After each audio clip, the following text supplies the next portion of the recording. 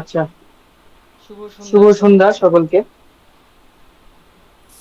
Homeo দর্পণ homeo গ্রুপের দর্পণ পক্ষ গ্রুপের থেকে পক্ষ থেকে নশো চুয়ান্নতম ক্লাসে 954তম ক্লাসে সকলকে স্বাগত সকলকে জানাই। স্বাগত জানাই। আজ আজ ইংরেজি ইংরেজি 26/9 ছাব্বিশ নয় দু হাজার পঁচিশ শুক্রবার শুক্রবার। আমাদের আমাদের ক্লাসে ক্লাসে আলোচনায় আসছেন আলোচনায় আসছেন আমাদের আমাদের শ্রদ্ধেয় স্যার শ্রদ্ধেয় sir doctor Amarnath doctor Amarnath Chakraborty. Chakraborty. আলোচনার আলোচনার বিষয়বস্তু হচ্ছে বিষয়বস্তু হচ্ছে শরিক শরিক মায়োজন মায়োজন পর্ব পর্ব 57, 57। ক্রনিক ডিজিজ ক্রনিক বই থেকে ডিজিজ বই আলোচনা থেকে করছেন আলোচনা আমাদের করছেন স্যার। আমাদের স্যার। আর আর আলোচনা আলোচনা চলাকালীন কেউ চলাকালীন কেউ আনমিউট হয়ে আনমিউট যাবেন হয়ে না, যাবেন ভিডিও না, ওপেন ভিডিও করবেন ওপেন না, করবেন না। এটা অনুরোধ এটা রইল। অনুরোধ রইল। আমি স্যারকে আমি অনুরোধ স্যারকে করছি অনুরোধ আজকের করছি আলোচনা আজকের শুরু আলোচনা করার শুরু জন্য। করার জন্য। স্যার শুরু করুন। স্যার শুরু করুন। হ্যাঁ, উপস্থিত সকল চিকিৎসকবৃন্দকে আমার তরফ থেকে এবং হোমিও দর্পণের তরফ থেকে আন্তরিক প্রীতি শুভেচ্ছা জানাই, ভালোবাসা জানাই। যত প্রত্যেককে যথাযথ মর্যাদা এবং সম্মান জানাই। আজকে যে ক্লাসটা আমাদের হচ্ছে, এর আগের দুটো এপিসোড অত্যন্ত গুরুত্বপূর্ণ ছিল, সেই তুলনায় এই জায়গাটা যেন একটু নিষ্প্রভ। আগে দুটো গুরুত্বপূর্ণ বলতে কিরকম, একটা জায়গায় সে হ্যানিম্যান বলেছেন না, বড় লোকেদের বুকে যাওয়া ব্যাটা, বা যারা সব ধনী লোক যারা আর কি, যারা কৃত্রিম জীবনযাপন করে তাদের ক্ষেত্রে চিকিৎসা করা সম্পর্কে তিনি বলছেন পারলে ছেড়ে দিতে হবে তাদের, কারণ তারা কথা শুনবে না। এটা একটা ঘটনা হলো। গতবার যেটা আলোচনা হয়েছে, সেক্সুয়াল ডিজায়ার সাপ্রেশন, ম্যারেজ মানে বিবাহিত লোকের ক্ষেত্রে, অবিবাহিত লোকের ক্ষেত্রে, এবং বিধবা বা এইসব, সোজা কথা সেক্সুয়াল সাপ্রেশন। সেক্সুয়াল সাপ্রেশন থাকলে হাজার সিমটোম্যাটোলজি মিশিয়ে আপনি ওষুধ দেন, রেজাল্ট আসবে না, ছাড়বে না, আমি পার্মানেন্ট কিওর করতে পারবে না। এগুলো আমরা একদম আর্লি এজে ভাবতাম যে পাওয়ার বেশি দিলে বোধহয় ঠিক হয়ে যাবে, আসলে হয় না। অল্প বয়সের খেলা তো, ভাবছি পাওয়ার দিয়ে দেবো, গায়ের জোরে সব হয়ে যাবে, গায়ের জোরে হবে না। পরিস্থিতি পরিবেশ যদি সাপোর্ট না করে আপনি ওষুধ সঠিক দিয়েও কিছু করতে পারবেন না। ওই জন্য পেশেন্টকে এইসব ক্ষেত্রে কাউন্সিলিং করা খুব জরুরি, তার পরিবারকে দরকার হলে পরিবারের সঙ্গে বসে করতে হবে। কিন্তু বর্তমান যুগে এটাই তো করা মুশকিল। এখন আপনি যদি সঠিক পরামর্শ দিতে যান, তার ইগোতে নিয়ে নেবে। ও ডাক্তার, তোমাকে আমি পয়সা দেবো, মনে মনে বলবে, সামনে বলবে না হয়তো, সেরকম হলে বলেও দিতে পারে, হ্যাঁ পয়সা দেবো, ওষুধ দেবে, কড়া ওষুধ দেবে, ঠিক হয়ে যাবে। এখন ব্যাপার হচ্ছে যে আমরা তো এই কড়া ওষুধ আর হালকা ওষুধ এরকম তো গল্পটা আমাদের নেই। আমাদের সবসময় কড়া ওষুধই দিতে হয়, কারণ রোগীর রেকর্ডিং করার পর আমরা তার রোগ শক্তির একটা আন্দাজ বা অনুমান করে আমরা কি করি না, সেই শক্তির থেকে একটু বেশি শক্তি দেওয়ার চেষ্টা করি। বিভিন্ন স্টেজ আছে, পরপর স্টেজ ওয়াইজ আমরা 30, 200 এইভাবে এগিয়ে যাই, বা 01, 02, 03 এইভাবে পরপর এগিয়ে যাই সাধারণত। কিন্তু এই যে ছকটা, যেটা এই ছকটা কিন্তু সবসময় সত্যি নয়। কোনো কোনো সময় আমাদের ছক ভেঙে নিচে নামতে হয়। এই জায়গাগুলো কিন্তু খুব কঠিন জায়গা। কিন্তু এইখানে বুঝতে গেলে রোগীর স্টেটটা, অবস্থাটাকে ভালো করে বুঝতে হয়, কোন অবস্থায় আছে, তার ভাইটাল ফোর্সের কন্ডিশনটা কিরকম আছে, আরো উপরে যাব না নিচে নামবো। এবং আমরা উপরে উঠতে শুরু করলে আর নিচে নামতে চাই না। নামতে কার ভালো লাগে বলুন, নিচের দিকে নামতে। কিন্তু আমরা উঠবো কি নামবো, এটা তো আমাদের ব্যক্তিগত বিষয় নয়। আপনাকে গাইড করবে কে না, হয়ে তার রেকর্ডিং করে যে তার ডিজিজ স্টেটটা, যেটা এই ডিজিজ স্টেটটাকে যদি আপনি বুঝতে পারেন, তার ভাইটালিটির অবস্থাটা যদি বুঝতে পারেন, অত্যন্ত লো ভাইটালিটি হয়েছে, সেখানে হায়ার পোটেনশিয়াল আপনি দেবেন কি করে? কোনো কারণে হঠাৎ করে হয়ে গেছে, একটা ভাইরাল ফিভার হয়ে গেছে, আমি যা ভাইরাল ফিভারের আগে পর্যন্ত সে জোরদার ছিল, আপনি দিয়েছেন হায়ার পোটেনশিয়াল দিয়েছেন একটা, দিয়ে জ্বরটরগুলো সব চলে গেল, সবই ঠিক আছে, কিন্তু এত দুর্বল সে। এবার এই দুর্বলতার ক্ষেত্রে অনেক সময় কি জানে তো, সাপ্রেশনের জন্য ফিভার সাপ্রেশন হয়ে গিয়ে হতে পারে। ফলে এই জায়গাগুলোকে বুঝে নিয়ে আমাদের প্রেসক্রিপশন করা এবং পেশেন্টকে আরোগ্যের পথে পরিচালিত করা ভীষণ কঠিন কাজ। এখন আমি এগুলো মাথায় দিতে চাইছি এই কারণেই যে আমরাও যে সবসময় ধরতে পারি তা তো নয়। এগুলো মাথায় থাকলে পরে অন্তত খোঁজার চেষ্টাটা করবেন, আর সৌভাগ্য থাকলে পরে খুঁজে পেতে শুরু করবেন। একটা দুটো পেতে শুরু করলে, রেজাল্ট আসতে শুরু করলে, তখন আপনার চোখটা তৈরি হয়ে যাবে। আমার কাজই হচ্ছে চোখ তৈরি করা, কারণ আপনার রুগী আপনি সারাবেন, আপনাকে নিজেকে তৈরি হতে হবে। এইটা মাথায় রাখবেন। কারো লেজুর ভিত্তি করে তো লাভ নেই কিছু। যদি লেজুর ভিত্তি করতেই হয়, তাহলে হ্যানিম্যানের করুন, কেন্টের করুন, আর কারো করবেন না। অন্য যারা যা বলবে সেটাকে বিচার বিবেচনা করবেন, করে তারপরে সেটাকে রাখবেন না ছুড়ে দেবেন, সেটা অন্য কথা। আমি আমি যাই বলি, আমার কথার কি মূল্য আছে? হ্যানিম্যান যেটা বলেছেন তার কথার মূল্য আছে। ও সেটাও কিন্তু আমাদের হ্যানিম্যানের শিক্ষা কি, যুক্তির দ্বারা বিচার বিবেচনা করে গ্রহণ করতে হবে, ব্যক্তিগত মতামতের উপর ভিত্তি করে নয়। তাই যদি হতো তাহলে তিনি তো ড্রাগ প্রবীণ করতেন না। তিনি ব্যক্তিগত মতামত দেওয়ার কি ক্ষমতার অধিকারী ছিলেন না? না তার ক্ষমতা ছিল না, না তিনি বুঝতেন না? কিন্তু তার ব্যক্তিগত ব্যর্থতার কথা তিনি তো বলেছেন মায়াজাম আবিষ্কারের আগে পর্যন্ত। তার সিলেকশন হয়ে ব্যর্থ হয়েছে তার মতো মানুষের। আমরা কি, আমরা তো ড্রাগ প্রবীণও করি নাই, আমরা কি বুঝি? আমরা একটা পেশেন্ট, একটা মানুষ যদি ড্রাগ প্রবীণ করে, সে সেই ড্রাগটা সম্পর্কে যে নলেজ গেইন করে, সেই গেইন আমরা সারা জীবন চেষ্টা করেও পারবো না। এটা খুব তিক্ত সত্য কথা। আমরা অহংকারী হয়ে পড়ি তো, দু চারটে রোগী সারিয়ে, বা আমাদের যদি রোগীর লাইন কিছু পড়ে যায়, বা আমরা তো অনেক সময় সংখ্যা থেকে লাফাই, আরে বাবা কত রুগী দেখছে, নিশ্চয়ই ভালো ডাক্তার। আরে বাবা এখানে সম্ভাবনা, এখানে জলের সম্ভাবনা বেশি, এখানে আরো গন্ডগোলের জল বেশি মেশানো আছে। কারণ ব্যাপার হচ্ছে প্যালিয়েশন সাপ্রেশন হলেও তো আপনার কাছে প্রচুর রুগী হবে। এটাও তো ঘটনা। আপনি কি পদ্ধতি থেকে আরাম দিচ্ছেন, সেই জায়গাটা আমাদের দেখতে হবে। আপনার লোকের বেলা বদমাশি করবেন আর নিজের পরিবারের ক্ষেত্রে ঠিক মতন করতে পারবেন না, অভ্যাস নেই তো। নিজের পরিবারকেও যদি ওষুধ চিকিৎসা করেন, সেখানেও এই সর্বনাশটি করে ছাড়বেন। এবং একটা কথা মনে রাখবেন, যে সাপ্রেশন, হোমিওপ্যাথিক সাপ্রেশন বহু ডেঞ্জারাস, বিশেষ করে হায়ার পোটেন্সি দিয়ে বহু ডেঞ্জারাস, বহু ডেঞ্জারাস। মানে অন্য কোনো প্যাথি পৃথিবীতে এমন নেই তার থেকে কম ক্ষতি করে, বরঞ্চ বেশি ক্ষতি করে। এই কথাটা বললে অনেক হোমিও ডাক্তার আমার উপর খেপে যাবেন। হোমিওপ্যাথি ওষুধে কোনো সাইড এফেক্ট নেই, এই গল্প তারা মুখস্থ রেখে দিয়েছে। অ্যাকচুয়ালি কি আছে না আছে আমি বারবারে আলোচনা করেছি, বিভিন্নভাবে আলোচনা করেছি। আমি বারবার স্মরণ করে দিতে চাই, ওষুধ দেওয়ার আগে 10 বার ভাবুন। ওষুধ বুঝতে না পারেন দেবেন না, এটা কিন্তু রবার্টসের শিক্ষা। না বোঝা পর্যন্ত ওষুধ দেবে না। ফলে আমরা সেটা তো, এগুলো ছোট্ট ছোট্ট জিনিসগুলো আমরা তো মেনে চলি না, এগুলো তো আমাদের দোষ আছে। এবার আসা যাক, মূল জায়গায় আসা যাক।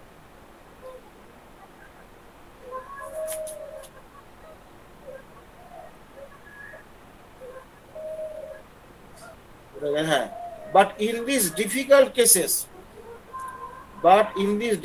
Cases, also the wise arrangement of the nature, wise মানে জ্ঞানী বলা হয়, কিন্তু wise মানে এখানে জ্ঞানী নয়, এখানে wise মানে পুরানো। পুরানো অর্থে, যাক পুরনো অর্থটা ছাড়, ওখানে যাচ্ছি না আমি। Wise arrangement of the nature, প্রকৃতির ওয়াইজ অ্যারেঞ্জমেন্ট মানে কি? বিজ্ঞ অ্যারেঞ্জমেন্টের ব্যবস্থা। তার মানে কি? একটা মঙ্গলময় অ্যারেঞ্জমেন্ট। প্রকৃতি সবসময় কিন্তু আমাদের বাঁচাবার চেষ্টা করে, আর আমরা প্রকৃতিকে মেরে ফেলার তাগিদে ব্যস্ত। আমরা তো তাই করে চলেছি দিনের পর দিন। প্রকৃতির অভিশাপ আমাদের উপর নেমে আসছে, ঝড় ঝঞ্ঝা থেকে শুরু করে রোগ ব্যাধি সবই তো। আমরা সুস্থভাবে বাঁচতে শিখিনি, বাঁচবার চেষ্টাও করি না। তাহলে এই যে প্রকৃতির যে খেলা, প্রকৃতির যে অ্যারেঞ্জমেন্ট, সব সময় কিন্তু প্রকৃতি আমাদের বাঁচাতে চাচ্ছে, আমরা কিন্তু প্রকৃতি থেকে দূরে আসছি। আপনারা যদি একটু ইতিহাস যদি পড়েন, সোরার যে সূত্রটা, এই প্রকৃতির নিয়ম ভাঙা থেকেই সোরার উৎপত্তি। প্রকৃতির নিয়ম ভাঙা থেকেই সোরার উৎপত্তি। আমি ডিটেলস এখানে যাব না। হ্যাঁ, এই যে ভাঙার খেলা আজকে শুরু হয়নি, সভ্যতার বিকাশের সঙ্গে সঙ্গে আমরা প্রকৃতিকে ভাঙতে শুরু করি, প্রকৃতিকে জয় করতে ইয়ে করি, কনকোয়ার। হ্যাঁ, কনকোয়ারের মধ্যে একটা বেশ গর্ববোধ আছে, আমরা জয় করতে পেরেছি প্রকৃতিকে। না ভাই, জয় করিনি, জয় করে নিজেদের বাঁশ নিজেরা নিয়েছি। মানে আজকে দেখুন যেভাবে পৃথিবী এগিয়ে চলছে, আগামী দিনে কিন্তু এই প্রকৃতি ছাড়া বাঁচতেও পারবো না আমরা। অথচ প্রকৃতিকে আমরা স্যাবোটেজ করে যাচ্ছি, প্রকৃতি সর্বনাশ করে যাচ্ছি, শুধুমাত্র লোভে এবং বোধ শক্তির অভাবে। এবং সবচেয়ে বেশি ক্ষতি করেছি আমরা মানব প্রকৃতিকে আমরা ক্ষতি করেছি, যার জন্য মানুষের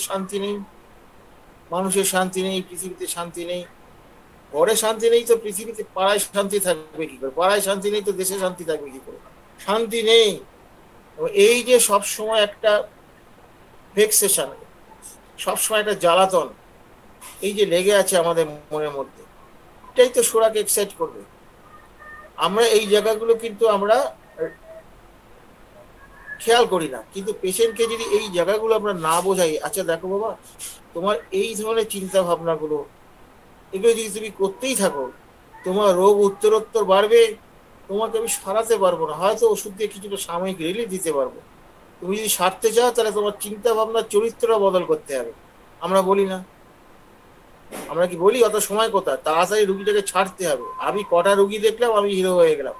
আমি যদি দিনে 100টা রুগী দেখি হিরো, আর আমি যদি 2টো রোগী দেখি আমি জিরো। আমি কিন্তু উল্টোটা দেখি। হোমিওপ্যাথির নিয়মটা কি? হোমিওপ্যাথিতে কিন্তু সংখ্যার উপর নির্ভর করে না। 156 আপনারা পড়েছেন, সংখ্যা কিন্তু মূল কথা না, গুণগত মান। গুণগত মানে যদি 2টো দেখেন তাহলে আপনাকে বলবো ইউ আর হিরো।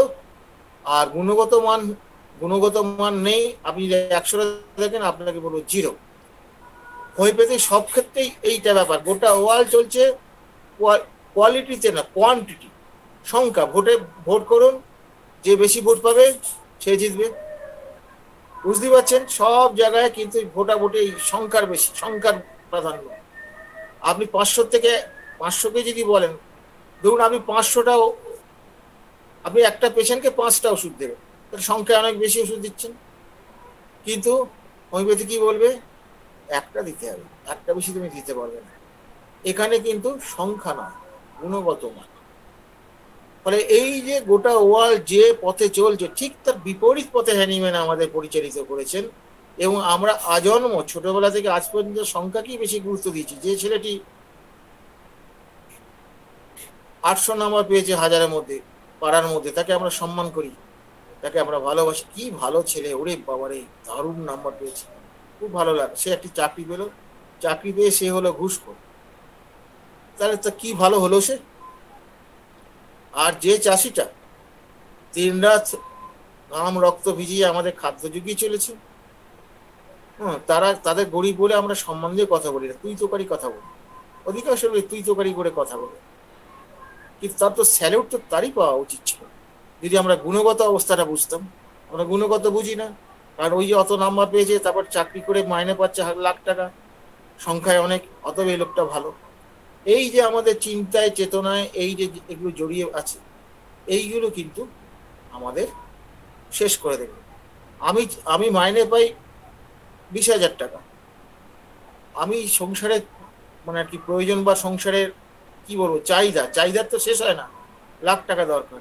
আমি আরো 80,000 টাকা রোজগার করি। এই যে বেশি সংখ্যায় রোজগার করছেন, এই রোজগার করতে গিয়ে যত অন্যায় কাজগুলো করছেন, পরিবারটাও কিন্তু আস্তে আস্তে সেই অন্যায় অভ্যস্ত হয়ে পড়ছে। মানে তারাও কিন্তু খুব সুস্থ থাকবে না, কারণ অসুস্থ মন, অসুস্থ চিন্তা, অসুস্থ কর্মের পদ্ধতির ফলেই আপনি কিন্তু রোগাক্রান্ত হচ্ছেন। রোগ এমনি হচ্ছে, এটাও প্রকৃতির বিধানকে লঙ্ঘন করা, একজনকে ঠকানো বা একজনকে প্রতারণা করা বা এমনকি আত্মপ্রতারণাও, সবকিছু কিন্তু প্রকৃতির বিরোধী।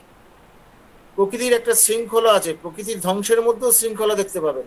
প্রকৃতি কি কখনো শৃঙ্খলা বা রিদিম ছাড়া নয়, আমরা তাকে রিদিম ছাড়া করে দিচ্ছি, তার ফল ভোগ করছি। তাহলে এই যে মঙ্গলময় প্রকৃতি প্রতি মুহূর্তে আমাদের রক্ষা করে চলেছেন, আমরা কি রক্ষা করছেন? তিনি কি বলছেন এখানে? But in this difficult cases also the wise arrangement of nature is manifested in aids of thy force, if we are only make a good use of the favorable moment offering. দেখুন good use কথাটা বলছেন animal. আমরা কিন্তু সব কিছু পড়ছি, materia পড়ছি, Organon পড়ছি, রেপার্টারি পড়ছি, প্র্যাকটিস অফ মেডিসিন পড়ছি, প্যাথোলজি পড়ছি, এভরিথিং পড়ছি, কিন্তু হ্যানিম্যানের এই ছোট্ট কথাটা আমরা পড়ছি না, আমাদের স্কিপ করে চলে যায়। যেমন এই ইয়েতে স্কিপ করে যায় আমাদের, দেখবেন অ্যাড আসে পরে কিছু অ্যাড মানে ক্ষণস্থায়ী স্কিপ করতে বলে, স্কিপ করে চলে। কি বলছেন যে a good use of the favourite moment offering. Favourite moment তো মানুষের একটা সময় আসেই, ভালো সময়, ভালো অনুভূতি কোনো না কোনো সময় আসে, সেইটাকে গুড ইউজ করতে হবে। তার মানে হ্যানিম্যান কি বলছেন যে তার জীবনযাত্রার মধ্যে সুস্থ স্বাভাবিক চেতনা সম্পন্ন জীবনযাপন করতে হবে। এই চেতনা সম্পন্ন জীবনযাপন যদি আমরা না করি তা মহা মুশকিল। আপনার সন্তানটি স্কুলে গিয়েছে, আপনি তাকে একটা হিমনাগে সন্দেশ দিয়েছে, ইয়া বড় সন্দেশ দিয়েছে, সে বেটা সন্দেশ খেয়ে খেয়ে ক্লান্ত। তারই এক বন্ধু আছে, একটা গরিব বন্ধু আছে, সে রুটি নিয়ে এসছে আর রুটির সঙ্গে একটু আলু ভাজা নিয়ে এসছে। তার খুব লোভ হয়েছে, কারণ তার বড় লোকের বেটা তো, এইগুলো তো তাকে দেওয়া হয় না, এগুলো হচ্ছে অপুষ্টিকর খাদ্য। তার ওটা থেকে লোভ হয়েছে, সে কি করেছে, সন্দেশটা তাকে বলছি সন্দেশটাকে আমাকে এটা দে। সে দেখছে সন্দেশটা আমি খাইনি কোনোদিন, সে পায়নি বলে সে চেয়েছে, এটা তো স্বাভাবিক, তার লোভ হয়েছে, তার চাইলো, এইটা খেয়ে এসছে। সে সরল মনে বাড়িতে এসে বলেছে, জানো মা আজকে আমি ওই রুটি আর ওই আলু ভাজা দিয়ে কি সুন্দর খেলাম, সন্দেশের থেকে ওটা পান। তার মা তো খুব রেগে গেল, আসলে তার বাবাকে লাগানো হলো, তুমি এটা করবে না, তুমি এটা করবে না, ও গরিবের ছেলে, ওর জিনিস তুমি খাবে কেন, তোমার কি অভাব আছে কিছু, এইসব বাজে জিনিস খেতে নেই। এই যে শিক্ষাটা দিলাম, এই যে শিক্ষাটা দিলাম এবং তাকে বললাম শেয়ার করে, মানে ভাগ করে খেতে নেই। খুব ভালো গল্প, খুব সুন্দর গল্প, ভাগ করে খেতে নেই, শিখলো সে। আমার ছেলে সুন্দর মানুষ করলাম, এবার বিয়ে দেওয়া হলো, তারপরে সে বললো, রোজগার করলো, সে বললো আমার ভাগ আপনাকে দেবো না। সে তো ভাগ দেওয়া শেখেনি, তখন বলবো পাড়ার দোষ। বুঝতেই পারছেন যে রোগের উৎপত্তির কারণ আমরা নিজেরাই, আমাদের নিজেদের মধ্যেই জড়িয়ে আছি। ফলে আমরা যদি রোগীকে এই জায়গাগুলো কাউন্সিলিং করে না বোঝাই, অনেক সময় ভাবি যে বোঝালে রোগীটা পালিয়ে যাবে, যাক না। শুনুন, সৎ পথে থাকলে অন্তত ওকে না খেয়ে থাকবে না, এটা কিন্তু আমার জীবনে পরীক্ষা অনেকবার করে নিয়েছি। ডক্টর কেশি দাস এই কথা, তুই না খেয়ে থাকবি না, সত্যি তাই। এমন দিনও গেছে যে আমি এই বেলা বোধহয় খেতে পাবো না, কিন্তু দেখেছি ঠিক জুটে গেছে, এমন জুটে গেছে যে মাংস ভাত খেয়ে নিয়েছি, একটু লোভী আছে আমি, খেয়ে নিয়েছি। তখন সস্তাও ছিল, ভালো রকম করে খেয়ে নিয়েছি। তাহলে বুঝতেই পারছেন যে সত্য পথে থাকলে অভাব হবে না। এবং সবচেয়ে কথা কি, সত্য পথে যে জিনিস যাই খান না কেন, তার পোড়া রুটিয়ে যদি খান তার তৃপ্তি থাকবে। আর অসৎ পথে রোজগারে তৃপ্তি থাকে না, সেখানে থাকে অহংকার। আমি অমুক জায়গার সন্দেশটা খেয়েছি 50 টাকা পিস, অহংকার থাকে, তৃপ্তি থাকে না, অতৃপ্ত আত্মা, আবার কবে খাবার জন্য বাবার পেছনে লাগবে। ওখানে গেলে তুমি নিয়ে আসবে তো। আর যে গরিব সে চেটে পুটে খুব তৃপ্তি করে সে খাচ্ছে, একদম সুন্দর ঢেকুর দিচ্ছে, তার হজম হবে না তো আপনার ছেলের হজম হবে? তার গ্যাস অম্বল হবে, এই গ্যাস অম্বল কার হবে? আপনার ছেলের হবে তো। ফলে এই যে ধনীদের সম্পর্কে হ্যানিম্যান যে এই কথাটা বলেছেন, একদম অপ্রিয় সত্য কথা বলে ফেলেছেন। মানে কি ধরনের মেধা! তাহলে বোঝা যাচ্ছে যে আপনার চিকিৎসক হিসাবে হ্যানিম্যান তো এক জায়গায় অর্গানারে বলেছেন যে প্রিজার্ভার অফ হেলথ, স্বাস্থ্যের রক্ষক হতে হবে। স্বাস্থ্যের রক্ষক হতে গেলে তার জীবনযাত্রার বিষয়টা কি জানতে হবে না? তার জীবনযাত্রার মধ্যে কোন কোন জিনিসগুলো তার ক্ষতিকারক, তার সিমটম তৈরি করতে পারে বা রোগ তৈরি করতে পারে, আমরা সেটা জানবো না? না জানলে তাকে আমি গাইড করবো কি করে? এরপরে কি বলছেন,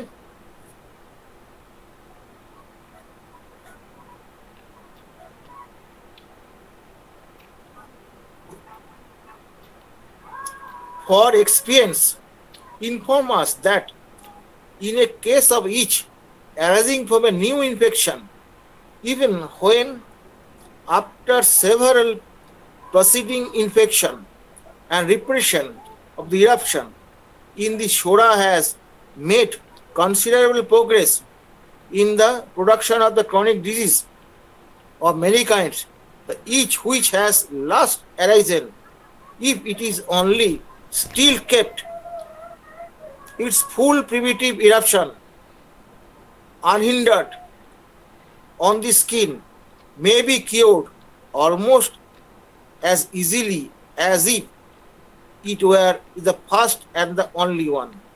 এটা মানেটা খুব সুন্দর, মানে তিনি বলছেন যে আপনার চুলকনি বা স্কিন ডিজিজ হয়েছে, স্কিন ডিজিজ হওয়ার পর বিভিন্নভাবে সেইগুলোকে চাপা দেওয়া হয়েছে বা চিকিৎসা করা হয়েছে, তার ফলে কি হলো, ছোড়ার অনেক প্রোগ্রেস হলো, ছোড়া বিভিন্ন রোগ সৃষ্টি করলো। এরকম করতে করতে একটা সময় ওই যে বলছে মঙ্গলময় প্রকৃতি আপনাকে একটা সুযোগ দেবে, সে কিন্তু একটা সময় দেখা গেল যে সে কিছু আবার স্কিন ডিজিজ তৈরি করলো। এই যে স্কিন ডিজিজটা লাস্টে যেটা তৈরি করলো, এইটা কিন্তু যদি আপনি ঠিক মতো চিকিৎসা করেন তাহলে শুধু এই স্কিন ডিজিজটাই সারবে না, পেশেন্ট অ্যাজ এ হোল সেরে যাবে। তাহলে এই ব্যাপারটা কিরকম হলো, ব্যাপারটা বহুত মজার ব্যাপার হলো।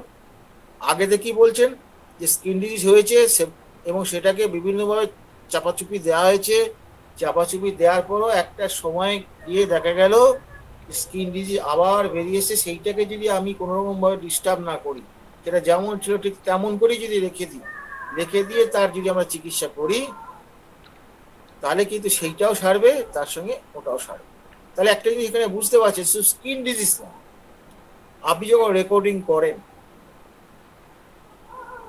রেকর্ডিং এ কোনটার পর কোনটা হয়েছে এইটা যদি একটু লিখে না রাখেন, তাহলে কিন্তু আপনি আটকে যাবেন।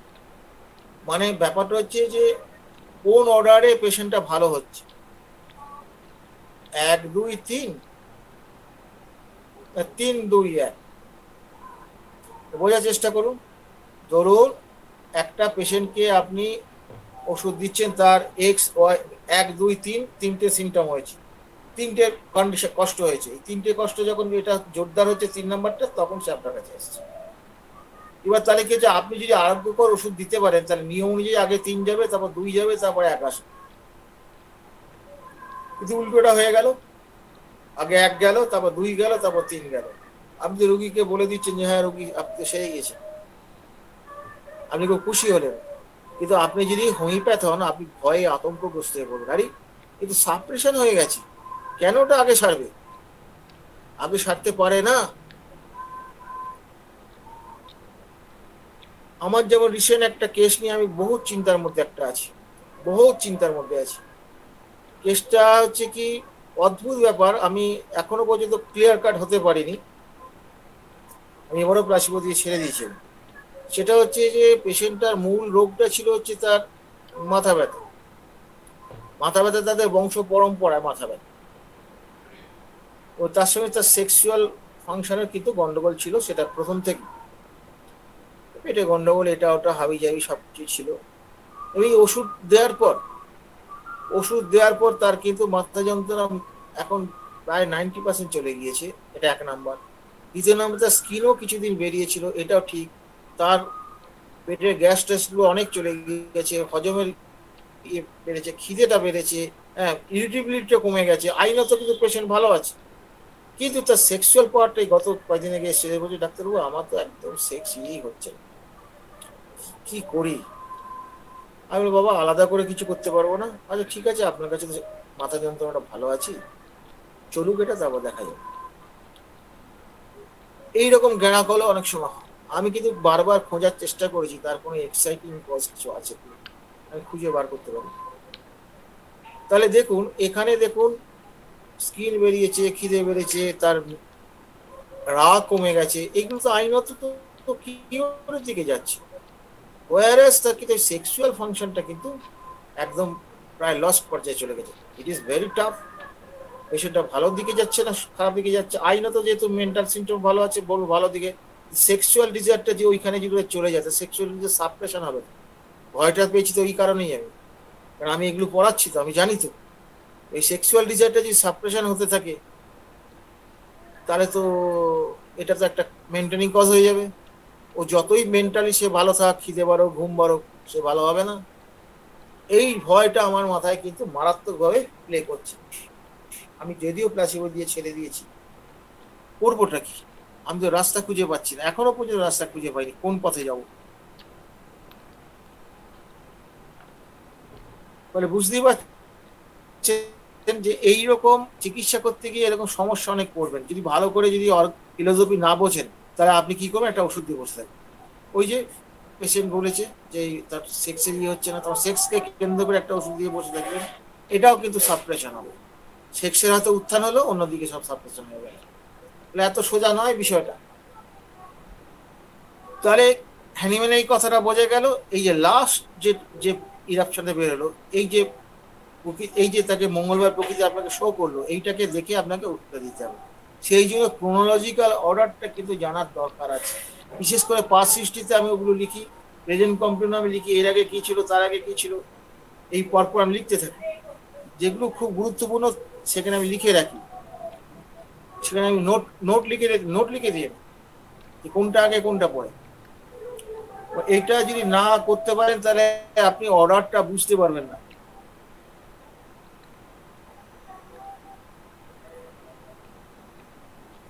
তারপর বলছে that is usually merely one of the few doses of the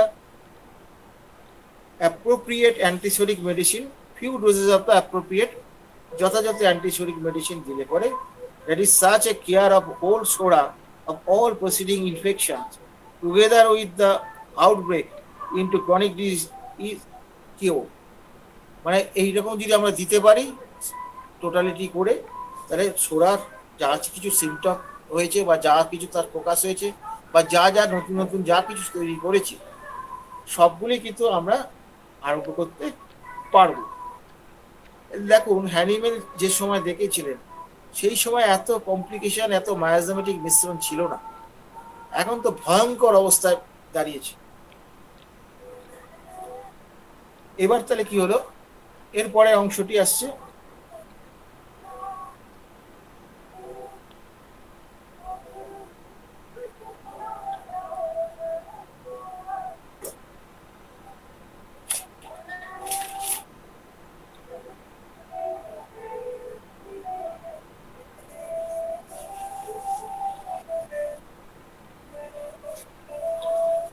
nevertheless it is not advisable to intentionally cause a new artificial infection with each।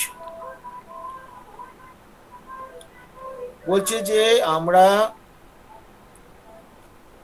তা সত্ত্বেও কি বলতে, ইট ইজ নট অ্যাডভাইস, এটা আমরা অ্যাডভাইস করতে পারি না ইন্টেনশনালি, মানে ইচ্ছাকৃতভাবে আর কি, intentionally cause a new artificial infection with each.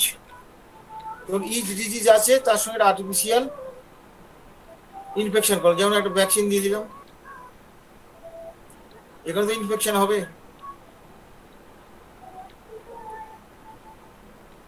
এটা আমরা ইয়ে করবো না, আমরা অ্যাডভাইস করবো না। আমি জানেন আমি বাচ্চা ছেলেদের বলি সব আগে কমপ্লিট করুন ভ্যাকসিন, তারপর দেখবো, তার আগে দেখবো না। আর যদি ভ্যাকসিন দেখতে হয় তাহলে ভ্যাকসিন বন্ধ করতে হবে, স্টেট কার্ড বলে দিই। এতে যে আমার কত রুগী আমি নষ্ট করেছি বলার কথা শেষ না। তবু 2-4 জন পেয়েছি যারা কিন্তু বলছে স্যার পুরোটা তো আটকাতে পারবো না, যতটা পারি আপনি কথা দিচ্ছি, আমরাও বুঝে গেছি ব্যাপারটা কি, তবু সেক্ষেত্রে আমরা তাকে কনসিডার করি।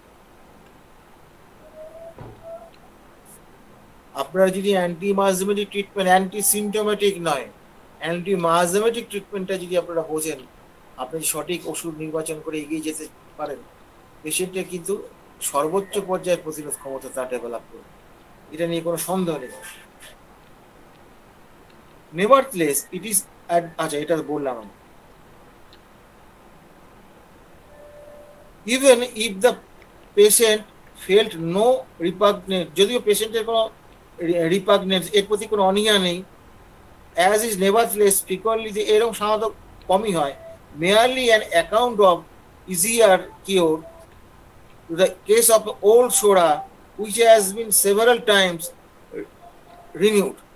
যেমন ওল্ড সোডা মানে পুরোনো আমলে সোডার যে ইয়েগুলো বারবার রিনিউ করেছে, মানে তারপর বারবার কমে গেছে, বারবার ফিরে এসছে, এরকম কেসে কিন্তু আমরা সারাতে পারবো, because the several chronic diseases of non venereal and therefore sorry করে জন্য, এগুলো সব নন ভেনারাল, তো এই সোরার ইয়েগুলো, সেই জন্য আমরা এটা যেহেতু ভেনারেলের সঙ্গে যুক্ত হচ্ছে না, সেই ক্ষেত্রে আমরা কিন্তু সারাতে পারবো। কোন কোন ক্ষেত্রগুলো সারাতে পারবো? সাপুরেশন অফ লাংস, রাঙের মধ্যে যদি মানে পুষ্পপুঞ্জ, সেটাকে সারাতে পারবো। a complete paralyzation of one or another part of the body, একটি বা একাধিক পার্ট যদি প্যারালাইসিস হয়ে যায়, পক্ষাঘাত যদি হয়ে থাকে, সেই ক্ষেত্রে আমরা কিন্তু এগুলোকে আমরা সারাতে পারবো। The each miasm rarely retains its hold, মানে ইচ মায়াজম কি, সে বেশিক্ষণ সে হোল্ড করতে পারে না, একটা স্থির হয়ে থাকতে, একটা জায়গায় দৃঢ়ভাবে আঁকড়ে থাকতে পারে না। As far as experience shows, it clings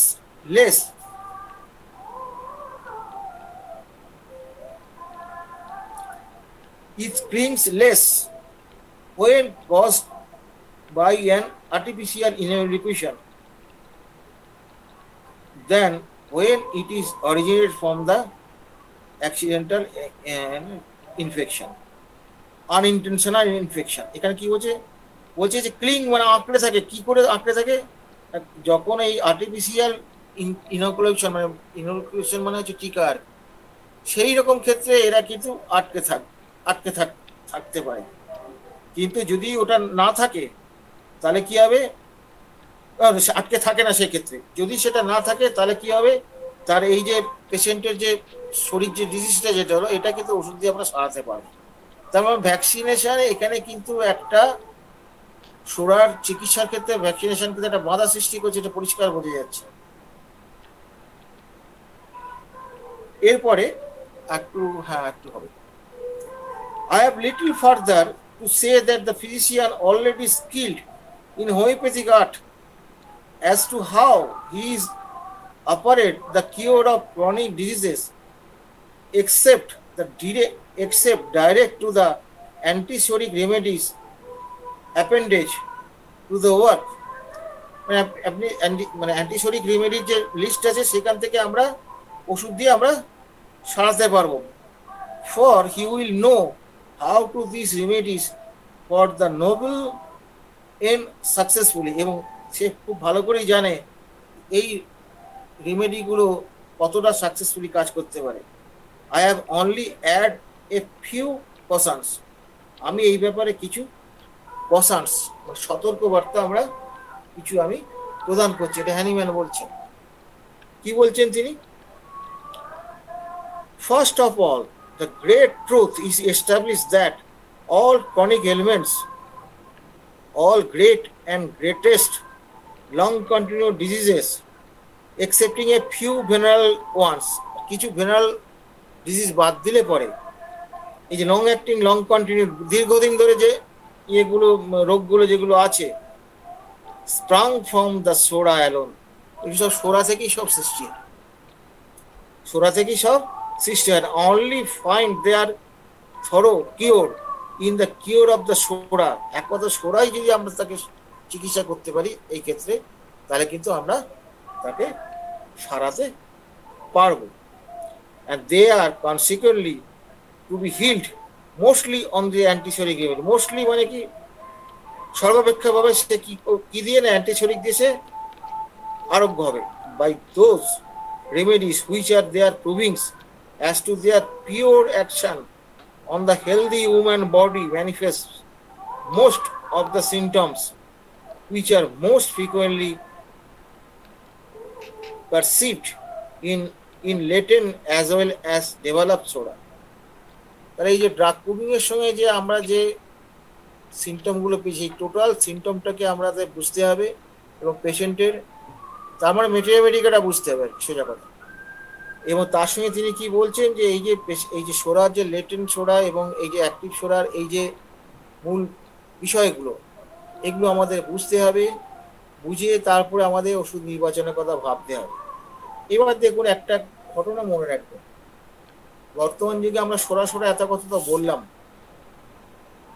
বাস্তবে এখন অ্যান্টিসোরিক ট্রিটমেন্ট করা ভাগ্যের বিষয়। প্রথমেই অ্যান্টিসোরিক দিয়ে শুরু করছেন এবং রোগী পাওয়া ভাগ্যের বিষয়। এখন হচ্ছে সাইকোসিসের যুগ, বেশিরভাগ ক্ষেত্রে সাইকোটিক ফেনোমেনাগুলো এসে যাচ্ছে। কেন সাইকোটিক ফেনোমেনা আসছে একটু আমরা ভেবে দেখি। ভ্যাকসিনেশন, স্টেরয়েডস,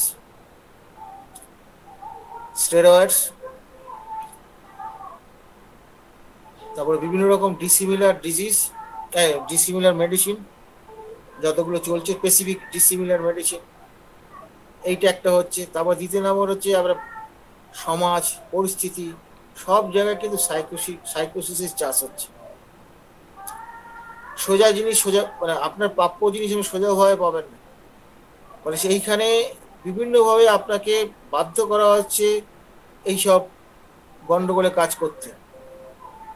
ফলে একসময় করতে করতে আমি অভ্যস্ত হয়ে যেতে পারেন, কেননা আপনার তখন ওই ঘুমন্ত মায়াজম অ্যাক্টিভ হয়ে গেলে পরে আপনিও অপরাধমূলক কাজ করতে শুরু করে দেবেন।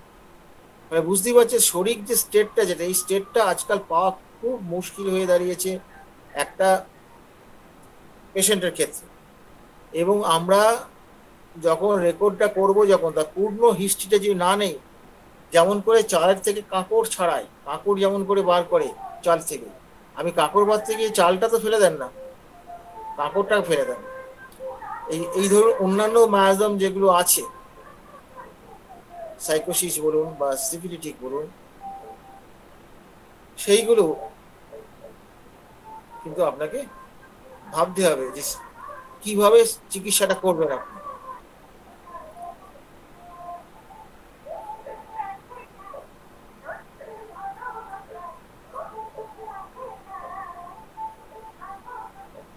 হ্যাঁ, ব্যাপার হচ্ছে কি যে প্রাধান্য, আপনি যে সাইকোসিস বা সিফিলিটিসের প্রাধান্য দেখতে, একটা রোগীর মধ্যে যখন আপনি চিকিৎসা করছেন তখন কিন্তু আপনার প্রাধান্য দেখতে হবে। ওই পেশেন্টের মধ্যে এই প্রাধান্যটা কিন্তু সংখ্যার তত্ত্ব নয়। আপনাদের রেপার্টারাইজেশনে কি শেখানো হয়, অনেকগুলো সংখ্যা মিলে যেটা বেশি পাবে সেটাকে দিতে হবে, সেই একই কথা। প্রথমেই আমি এই কথাটা বলেছি, কিন্তু পৃথিবীতে সবকিছু সংখ্যার বেশি হলে পরে সেটা ভালো। একমাত্র হোমিওপ্যাথির ক্ষেত্রে গুণগত মানে সংখ্যা কম হলেও আপত্তি কিছু নেই, বরঞ্চ এটাই আরো বেটার হবে। গুণগত মানে যদি আমি দুটো তিনটে সিমটম যদি কোনো ভালো পাই, চারটে সিমটম পাই, ওখান থেকে প্রেসক্রিপশন হয়ে যাবে। ফলে বুঝতে পারছেন হোমিওপ্যাথির ক্ষেত্রে গুণগত মানের কিন্তু অস্বাভাবিক গুরুত্ব আছে। আমরা যদি সেই সিচুয়েশনটা যদি না বুঝতে পারি, তাহলে কিন্তু আমরা পেশেন্টের আমরা সর্বনাশ করে ফেলবো। এবং আজকাল দেখুন, আপনি দেখবেন একটা ওষুধ দিলেন, তাকে সাইকোটিক সিমটম চলে গেল, চলে যাওয়ার পর কি হচ্ছে, এই যে এখন তো একটা চল হয়েছে যে 50 মিলিসিমাল শেষ আমরা 50 মিলিসিমাল দেবো, একদিক দিয়ে ভালো হয়েছে। 50 মিলিসিমাল হলে পরে মাদার ফাদার দেবে না, আবার যারা দেবে দেবে সেটা অন্য কথা, সাধারণত দেয় না। এবার 50 মিলিসিমাল যে দিচ্ছে এখানে, দেখুন এখানে 50 মিলিসিমাল কি বলছে, না ওই একটা ওষুধ আমি ক্রমশ উচ্চ শক্তিতে ধীরে ধীরে তাকে খাইয়ে যাব, যতক্ষণ না বৃদ্ধি হবে। আজকেই আমি লিখেছি এটা, এটার পক্ষে বিপক্ষে আমি লিখেছি, পক্ষেও আছি বিপক্ষেও আছি। যতক্ষণ না বৃদ্ধি হবে ততক্ষণ আমি ছাড়বো না। এই বৃদ্ধিটা সাধারণত হ্যানিম্যান কি বলছেন, না এই বৃদ্ধিটা হচ্ছে একদম আরোগ্যের ঠিক আগে হবে, হ্যানিম্যান বলেছেন। এটা কতটা সত্য? এটা যেমন সত্য বটে আবার অসত্য বটে, দুটোই ঘটনা। বলুন দেখিনি, আজকাল একটা ওষুধে, একটা অ্যান্টিমায়োসিস ওষুধে কটা রোগী আপনি সারাতে পেরেছেন কমপ্লিট? অথচ যা যা সিমটম এসেছিল সেটাকেই কমপ্লিট ধরি আমি, যদি ধরি আমি কটা সারাতে পেরেছি? সত্যি কি ততগুলো সারাতে পেরেছি আমরা? পারি না। বলে আমি একটা অ্যান্টিসাইকোটিক দিলাম, পরবর্তীকালে তার শরিক সিমটম আসলো, অ্যান্টিশরিক দিলাম, পরবর্তীকালে আবার সিপিলিটিক আসলো, অ্যান্টিসিপিলিটিক দিলাম, এইভাবে যে জিগজ্যাগ হইতে চলছে। তাহলে এই যে হ্যানিম্যান কথাটা বলেছে যে আরোগ্যের ঠিক আগে গিয়ে ওই 161 নম্বর 6th এডিশন, 5th এডিশনের সঙ্গে 6th এডিশন কম্পেয়ার করে পড়ুন, তাহলে বুঝতে পারবেন। তাহলে আরোগ্যটা কখন হবে? এই তো একটার পর একটা তো ফেজ উঠে আসছে। কমপ্লিকেটেড কেসের ক্ষেত্রে একটার পর একটা, যেমন সেই রুটি যেমন একটা একটা করে তুলে তুলে গুনতে হয়, হ্যাঁ, ওই তুলে তুলে এখানে একটার পর একটা উঠে আসছে। তো এবার কখন কোনটা আসবে সেটা দেখে আমাকে ওষুধ দিতে হবে। তাহলে এই যে অ্যাগ্রাভেশনের কথাটা বলছেন আরোগ্যের আগে হ্যানিম্যান, এটা যদি না দেখা যায় তাহলে সে দিয়েই যাবে, দিয়েই যাবে, দিয়েই যাবে। এবং আমার খুব ভাগ্যবান, আমি ডক্টর কেশি দাসকে প্রণাম জানাই, আমি প্রচুর ওষুধ কিনেছিলাম 50 মিলিসিমাল ব্যবহার করবো বলে। স্যার কথা প্রসঙ্গে একদিন খুব সেদিন ছেলে পেলে অতটা ছিল না, এবং উনি ছেলে পেলে না থাকলে, কম ছেলে থাকলে ওনার এক্সপিরিয়েন্সের গল্প অনেক কিছু বলে, রুগী কম থাকে বলেন উনি। তিনি তখন একটা আমাকে বলে, দেখ বাবা, আমি স্যার এত কিনেছি, এবার আমি এটাও এটাও বাবা শোন, তোরা সব নতুন প্র্যাকটিস করছিস তো, তোরা আগে এই সেন্টিসিমাল স্কেলটা প্র্যাকটিস কর। এখানে তো একটা ডোজ দিয়ে থেমে যাবি কি দুটো ডোজ দিয়ে থেমে যাবি, বেশি তো করবি না তুই, কিন্তু ওখানে একটার পর একটা দিয়ে যাবি। আমি অনেক ধাক্কা খেয়েছি, স্যার সেই ধাক্কাগুলোর কথা পরে বলতে শুরু করলেন, পরবর্তীকে আমরা দেখেওছি। তা এই যে ধাক্কাটা যে খেলাম, স্যার বলছেন যে আগে দক্ষ মেডিসিন সিলেকশন, ওখানে অ্যানিম্যান পরপর দিতে বলেছেন। কোন ক্ষেত্রে? উনি বলছে সুনির্বাচিত ওষুধ, হ্যানিম্যান সুনির্বাচিত ওষুধ উনি বলার অধিকারী। তুই আমি কি বলার অধিকারী? আমরা তো ফলো আপ দেখে বলবো যে সুনির্বাচিত হয়েছে কি হয়। তাহলে আমি পরপর যে দিয়ে যাব, আমি বুঝবো কবে সুনির্বাচিত হয়েছে আর যদি ভুল সিলেকশন হয়? এই জন্য বাবা আগে পাকা হয়, তারপর 50 মিশন। এবং মজার ব্যাপারটা কোথায় হচ্ছে যে হ্যানিম্যান এখানেও 50 মিশনের সহিষ্ণু অসহিষ্ণুদের ক্ষেত্রে বলেছেন। সহিষ্ণু পেশেন্টের ক্ষেত্রে কিন্তু উনি রিপিটেড ডোজের কথা বলেছেন, আর অসহিষ্ণুদের ক্ষেত্রে তিনি কি বলছেন, সেখানে খুব সাবধানে দিতে হবে, খুব অল্প দিতে হবে এবং দিতে হবে সুটেবল ইন্টারভাল কথা একটা ফুটনোটে আছে কোন একটা জায়গায়, সুটেবল ইন্টারভাল তাকে রিপিট করতে বলেছে, অ্যানিম্যান এই কথাটা বলেছেন। তাহলে এই যে পেশেন্টটাকে সুটেবল ইন্টারভ্যালে যে দেওয়ার কথাটা বলেছেন, কেন? অ্যানিম্যান ওখানে বলছে লাস্টে অ্যাগ্রাভেশন হবে আরোগ্যের জন্য। আমার তো একটা সোরাইসিসের একটা পেশেন্ট, প্রায় মাস 6 হতে চলবে, তাকে আমি যতদূর মনে পড়ছে মেডোরিনাম 0 তাও দানা দিয়েছি, তাও তো অ্যানিম্যান দানার কথা তো বলেন নাই। এটা হচ্ছে 5th এডিশনের নিয়ম অনুসারে দানা দিয়েছি, দানা তাও আমি ক্রাশ করে দিয়েছি, ক্রাশ করে করে দিয়েছি, তাতেও তার অ্যাগ্রাভেশন হয়েছে। অ্যাগ্রাভেশন মানে প্রায় 1.5 মাস প্রচন্ড কষ্ট পেয়েছে। আমি বলেছি যে কষ্ট সহ্য করতে, গোটা গায়ে তার সোরাইসিসে ভর্তিছে, কাপড় দিয়ে ঢেকে রাখতে পারছে। তা 1.5 মাস খুব ভুগ, আমি তাকে বললাম দাঁতে দাঁত চেপে সহ্য করতে হবে, নাহলে আমি কিচ্ছু করতে পারবো। বললাম সব ডাক্তারই তো কিছুই করতে পারলো না, দেখুন যদি পারেন আপনি। এই যে পেশেন্টটা যেটা 1.5 মাস পর থেকে তার ইমপ্রুভ হতে শুরু করলো, গতকাল আমাকে ফোন করেছিল একজন যে শনিবারে আসতে পারবে কিনা একটু জানাবে, নাহলে পুজোর পর আসবে। কেমন আছে? বলে আগের থেকে অনেক ভালো আছে। তাহলে এবার দেখুন, এই যে হ্যানিম্যান বলছেন যখন আরোগ্যের সূচনা হবে তার আগে একটা অ্যাগ্রাভেশন। আমি তো তাকে একটা ডোজ দিয়েছি, আমি তো দুটো দিইনি, এটা দেখার সুযোগ কোথায় আমার? তাহলে আগেই আমাকে আন্দাজ করতে হবে যে এই পেশেন্টটা এরকম হতে পারে। তাহলে কোন কোন পেশেন্টের ক্ষেত্রে এরকম অ্যাগ্রাভেশন হতে পারে? এই ক্ষেত্রে প্র্যাকটিস অফ মেডিসিন বা প্যাথোলজি নলেজ দরকার, এক্সপিরিয়েন্স দরকার, এবং রোগীর কি অবস্থায় আছে এটা দেখা দরকার। হ্যানিম্যান তাহলে কি বলেছেন আবার মনে করে দিই, সহিষ্ণু পেশেন্টের ক্ষেত্রে রিপিটেশনের কথাটা বলেছেন, অসহিষ্ণু পেশেন্টের ক্ষেত্রে সাবধান হতে বলেছেন। বর্তমান যুগে অসহিষ্ণু পেশেন্টই বেশি, তাহলে আমি কি করে রিপিটেশন করবেন? আমার কেশিদাস আমাদের তখনই সাবধান করেছেন, দেখিয়েছেন, পরবর্তীকালে আমরা তার চ্যারিটেবলে প্র্যাকটিসও করেছি সেইভাবে। আমার উপর নির্দেশ দেওয়া ছিল 4টে ডোজ দিবি তুই, কার উপর নির্দেশ? আমার উপরে নির্দেশগুলো পাল্টাতো মাঝে মাঝে। প্রথমে আমাকে বলে তুই একটা দানা দিবি, দিয়ে তার প্রেসক্রিপশন খেয়াল করবি কি হচ্ছে। কেউ 4টে, কেউ 8টে, কেউ 16টা করে দেখ। আমি ওনার এক্সপিরিয়েন্স গল্প বলার পর তুই করে দেখ আগে চ্যারিটিতে, তুই দাঁড়ায় দেখ। আমরা দেখলাম ভালো যেমন হয়েছে, যেখানে খারাপ হচ্ছে সেখানে অবস্থা খারাপ করে দিচ্ছে আমাদের। মানে বুঝতেই পারছেন যে এই যে পরপর দেওয়ার যে একটা বাতিক চলছে, এটা কপাল ভালো যে এই মেডিসিন গুলো প্যালিয়েশন আর সাপ্রেসিভ মেথডে কাজ করছে। কারণ একটা সোজা কথা বলে দেখ, এটা তো আপনারা সবাই মানবেন যে একটা রোগ আরোগ্য হতে গেলে রোগ শক্তি থেকে ওষুধের শক্তি বেশি হতে হয়। তো ওষুধের শক্তি যদি রোগ শক্তির থেকে বেশি হয়, তাহলে তো একটা অ্যাগ্রাভেশন কোনো না কোনো সময় আসবে। সেটা অ্যানিম্যাল লাস্টে বলেছেন, আমরা বলছি ফার্স্টেও আসতে পারে। আমি তো ফার্স্টে দেখলাম, আমি যা দেখলাম তাকে তো অস্বীকার করতে পারবো না। তার ফলে যখনই আসতে বাধ্য সে, তার যে পেশেন্টের একটা সিমিলিমার প্রেসক্রিপশন হলো তার কোনো অ্যাগ্রাভেশনের, বহু লোক এই কথা বলেন অ্যাগ্রাভেশনই হলো না, এটা কি করে সে আরোগ্যটা হবে? আরোগ্যের তো প্রথম কথাটাই হচ্ছে যে weaker dynamics affection is permanently extinguished by stronger one. রোগ শক্তি রোগ শক্তির থেকে ওষুধ শক্তি তার থেকে স্ট্রঙ্গার হতে হবে, শক্তিশালী হতে হবে, তবে সারবে। তাহলে এখানে কি হলো? এখানে কি সত্যি হয়েছে? চারিদিকে এইগুলো দেখতে পাবেন, চারিদিকে দেখতে পাবেন।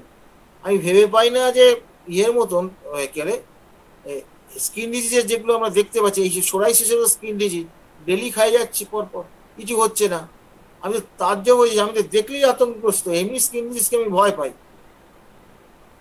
তা এই হচ্ছে মূল ব্যাপার। তাহলে আপনারা কিন্তু প্রভাবিত হবেন না, এখানে হ্যানিম্যানের কথাগুলো বোঝার চেষ্টা করুন, হ্যানিম্যান কি বলতে চাইছে। এবং এইটা যদি আপনারা বুঝতে পারেন, তাহলে আগামী দিনে আপনাদের হাত থেকে অনেক ভালো ভালো রোগী আরোগ্য হবে আপনাদের হাতে। এইটুকু প্রার্থনা বা এইটুকু কামনা করে আজকের বক্তব্য শেষ করলাম। কারো যদি কোনো যোগ করা থাকে আগে যোগ করে নিন, আর না হলে প্রশ্ন করুন, আমি উত্তর দেব।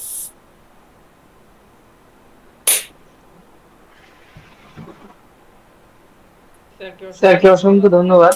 খুব সুন্দর একটা আলোচনা উপহার পেলাম। খুঁটিয়ে খুঁটিয়ে প্রত্যেকটা জায়গা স্যার তুলে ধরেছেন।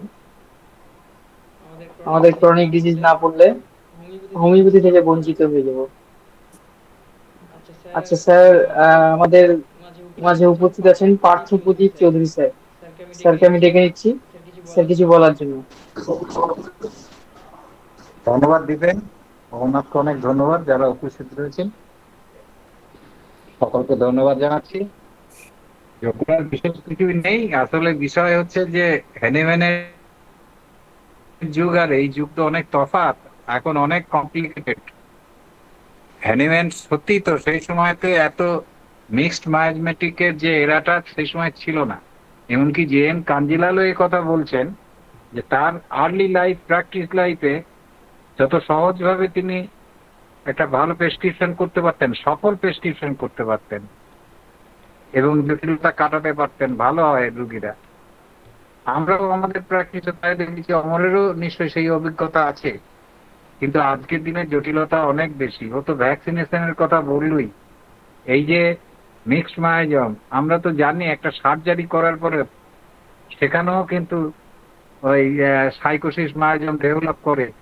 এবং এখনকার দিনে এই শহর কেন্দ্রিক যত সব দেখবেন ওই বাচ্চা হচ্ছে সবার পেট কেটে হচ্ছে, একটা অ্যাপেন্ডিসাইটিস হলে পরে কেটে ফেলছে বিভিন্ন ভাবে। তারপরে ধরুন এই বিভিন্ন রকমের যে রেডিয়েশন চলছে, বারবার আলট্রাসোনোগ্রাফি, এইসব যা কিছু এক্স রে সবকিছুই চলছে। সেই সবগুলো নিয়ে তো আজকে সত্যি তো আমরা একটা মারাত্মক সেই বারুদের স্তূপের মধ্যে বাস করছি। তারপরে আজকের লাইফ বলুন, আজকে সোসাইটি বলুন, রাজনীতি বলুন, এই আমরা আর্লি লাইফে যে রাজনীতি দেখেছি আর আজকে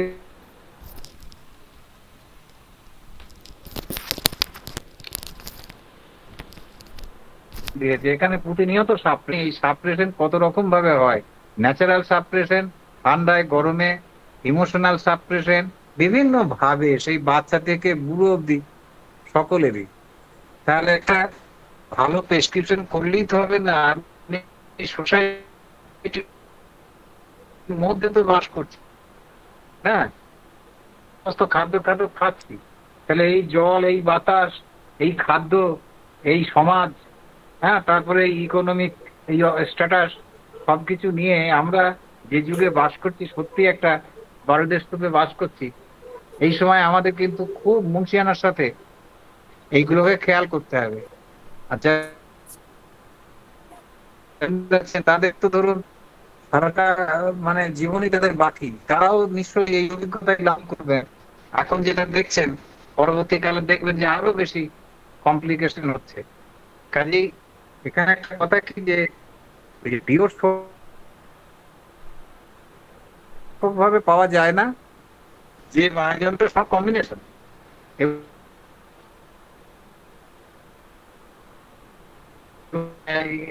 মানে কি বলবো, ওই যে চাল আর ডালে মিশে রয়েছে এরকম নয়, চাল কাঁকড় মিশে রয়েছে এইরকম নয়। এখন ওইটা যদি সেদ্ধ করে দেওয়া যায়, ওই চাল আর ডালটাকে জলে দিয়ে, তখন আর তাকে সত্যি আলাদা করা যায় না। এখন মানে ওই রকম অবস্থায় যে ডায়াথিসিস গুলো যখন হয়, তখন কিন্তু ওই দুটো মায়াজমের যে বন্ডিংটা তখন আর আলাদা ভাবে ওই রকম ভাবে থাকে না, সেখানে কিন্তু একটা আলাদা ডায়াথেসিস তৈরি করে, ওই যে রোগ প্রবণতা, যেটা আমরা টিউবারকুলার ডায়াথেসিস বা ক্যান্সারাস ডায়াথেসিস যেগুলো তৈরি করছে। তবুও আমাদের ওই একটাই, যে যে মায়াজমের যেরকম সিমটোম্যাটোলজি রয়েছে, আমরা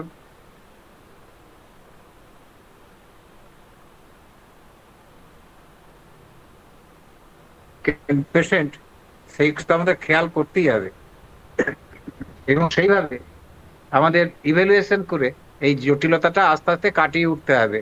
যখন যেরকম আসবে সেই রকম ভাবে, কিন্তু সবসময় খেয়াল রাখতে হবে যে একটা ওষুধ দেওয়ার পরে এই যে ওয়েট করা, এটা কিন্তু আমাদের শিখতে হবে, এবং ওষুধ যতক্ষণ কাজ করবে, এমনকি কাজ করতে করতে তখনও কিন্তু রিপিট করা যাবে না। হ্যাঁ, রিপিট করতে গেলেই কিন্তু একটা ব্লান্ডার হয়ে যাবে। ওই যে ফিটিমিলিসিমালের যে রিপিটেশনের কথা, আসলে ওই রকম নয়। একটা ওষুধ যখন কাজ করে তখন কিন্তু রিপিটেশনটা করলেই গোলমাল হয়ে যাবে। ফিটিমিলিসিমাল স্কেলের ওষুধ আমরা তো শুধুমাত্র ড্রাই অন টাং একটা পুরিয়া, শুধু তাই নয়, কখনো ক্রাশ করেও দিই, কখনো হয়তো জলে গুলে একদিন দুদিন দেওয়া হয়। হ্যাঁ, তবুও সেখানেও কি বিভৎস অ্যাগ্রাভেশন হয়। 200 বার 300 বার ওই যে গ্লাস পরিবর্তন করে সেখানেও মিনিমাম ডোজ দেওয়ার পরে তো অ্যাগ্রাভেশন দেখছি। তবুও তো আমরা কি করব, আমরা তো এইভাবেই তো আস্তে আস্তে ডেভেলপ করবে, আমরা এরকম ভাবে শিখছি। যাই হোক, তো আমার তো প্রত্যেকটা জায়গাটায় বিভিন্ন মানে অনেক বিস্তৃত ভাবে ব্যাখ্যা বোঝানোর চেষ্টা করেছে। আমরা তো প্রতিনিয়ত শিখছি এই মাধ্যমে। এই জন্য অমরকে বিশেষভাবে এবং এই হোমিও দর্পণ পরিবারকে, তার সাথে যারা উপস্থিত রয়েছেন এবং যারা এখানে বক্তব্য রাখে, সকলকে ধন্যবাদ জানাচ্ছি। শুভরাত্রি। ধন্যবাদ স্যারকে একটা সুন্দর সংযোজনের জন্য, স্যারকে অসংখ্য ধন্যবাদ। আচ্ছা, আমরা এরপর প্রশ্ন নিয়ে নেব। আজকে যতটুকু আলোচনা হয়েছে তার মধ্যে যদি কারো কোনো প্রশ্ন থাকে আপনারা করুন। কারো কি কোনো প্রশ্ন আছে?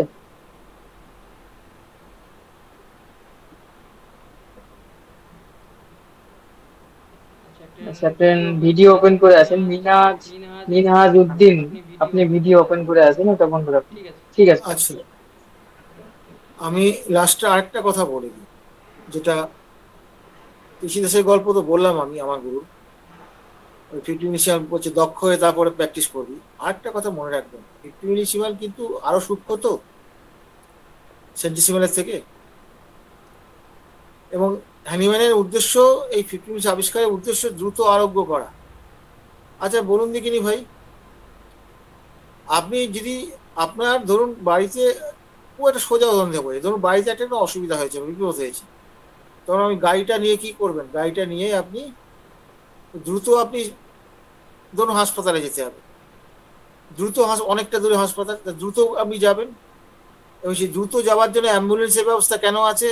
সবাইকে সতর্ক করে দেবে যাতে সবাই সরে যায়, সেই জন্য আপনি দ্রুত যাচ্ছেন। ধরুন অ্যাম্বুলেন্স পেলেন না, অ্যাম্বুলেন্সকে পেলেন না, এমনি ট্যাক্সি পেলেন, তখন দ্রুত যেতে গেলে তার ড্রাইভারটা যদি খুব দক্ষ না হয় তাহলে কিন্তু অ্যাক্সিডেন্ট হয়ে যাবে। ফলে ওই জন্যই বলছি যে ফিফটিমিলিসিমাল ব্যবহার করতে গেলে আগে আপনাকে দক্ষ হতে হবে এবং সতর্ক হতে হবে। দক্ষতার সঙ্গে সতর্কতা যদি থাকে তাহলে ঠিক সে তাড়াতাড়ি নিয়ে পৌঁছে দেবে, নাহলে সে পৌঁছতে পারবে না। আমাদের এই দক্ষতাটা অর্জন আগে করতে হবে, তবে এটা হবে। আমি কিন্তু স্যারের এক কথায় ছেড়ে দিয়েছি, আমি প্র্যাকটিস করি। আমার তখনকার তো, আমার তখন তো টিউশনই করা পয়সা, বহুত কষ্টের পয়সা, তাও ছেড়ে দিয়েছি। হ্যাঁ, কি হাত তুলেছে? কল্যাণ হাত তুলেছেন একজন, কল্যাণ দা, হ্যাঁ হাত তুলেছে, প্রশ্ন করুন। হ্যাঁ নমস্কার, নমস্কার স্যার। বলছি স্বামী স্ত্রীর হ্যাঁ মধ্যে বলুন। যদি কেউ সাইকোটিক হয়, স্বামী স্ত্রীর মধ্যে যদি কেউ সাইকোটিক হয়, তাহলে উম, আহ, চিকিৎসার মাধ্যমে, মানে একজনের থেকে তো আরেকজনের হতেই পারে, তো দেখা গেল চিকিৎসার মাধ্যমে কি এটা আরোগ্য হওয়া সম্ভব? দুজনকেই করতে হবে, দুজনকে চিকিৎসা করতে হবে, হ্যাঁ সেক্সুয়াল কিন্তু কন্ট্রাক্ট আছে তো, হ্যাঁ হ্যাঁ হ্যাঁ সেই জন্যই বলছি। দুজনকেই করতে হবে। তো সেটা কতদিন করতে হতে পারে আর কি ব্যাপারটা? এটা বলা মুশকিল। আমাকে হিস্ট্রিটা দেখতে হবে যে বিয়ের আগে সে কেমন ছিল, বিয়ের পর কেমন আছে। বিয়ের পর যদি দেখা যায় তার সাইকোটিক সিমটমের বৃদ্ধি হয়েছে, তাহলে বুঝতে হবে একজন সাইকোটিক আছে। তো সেটা হলে পরে তখন চিকিৎসাটা তাকেও করতে হবে, একেও করতে হবে, না হলে তো সারবে না। তো পরিষ্কার বলে দিতে হবে।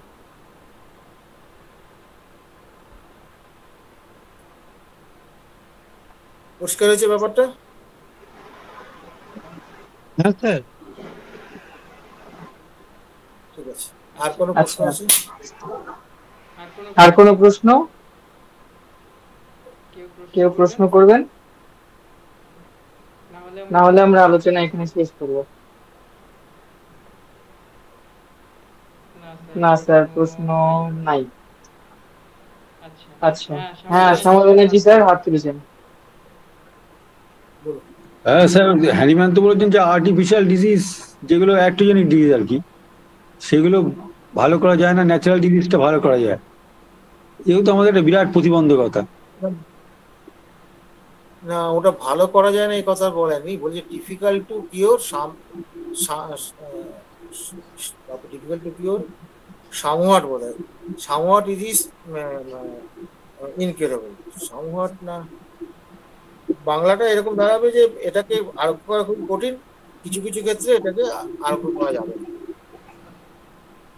এইটা হচ্ছে বাংলা। হ্যাঁ, বললেন যে অল্প অল্প বয়স হয়, জীবনী শক্তি ভালো থাকে, এদের গ্রামে পাঠিয়ে দেওয়া যায়, এইসব মানে মুক্ত আবহাওয়ায় রাখা যায়, তাহলে এগুলো দীর্ঘদিন যাবৎ তারা যদি ওই গ্রামের বাতাস, ফ্রেশ এয়ার সেবন করে, এটি করে, তাহলে হয়তো সম্ভব। কিন্তু এখনকার দিনে বাতাসে বাতাসে অত ক্ষতি করে না, ক্ষতি করে মানুষের মনের, মনের ক্ষতি, সেটা মারাত্মক। আমরা তো প্রতি মুহূর্তে ক্ষতি করে চলেছি আমাদের শিশুদের, আমরা করে চলেছি না। সে তো বটেই। অনেক রাত হলো, কিন্তু আর বেশি ইয়ে করা যাবে না। আচ্ছা স্যার, রিপন স্যার হাত তুলেছেন। খুব ছোট করে স্যার একটা প্রশ্ন করুন স্যার।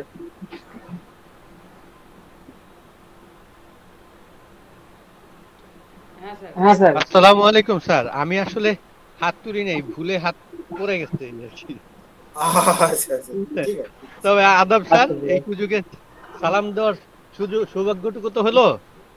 হোমিও দর্পণ পরিবারের সকলকেই এই সালাম এবং শুভেচ্ছা জানাচ্ছি।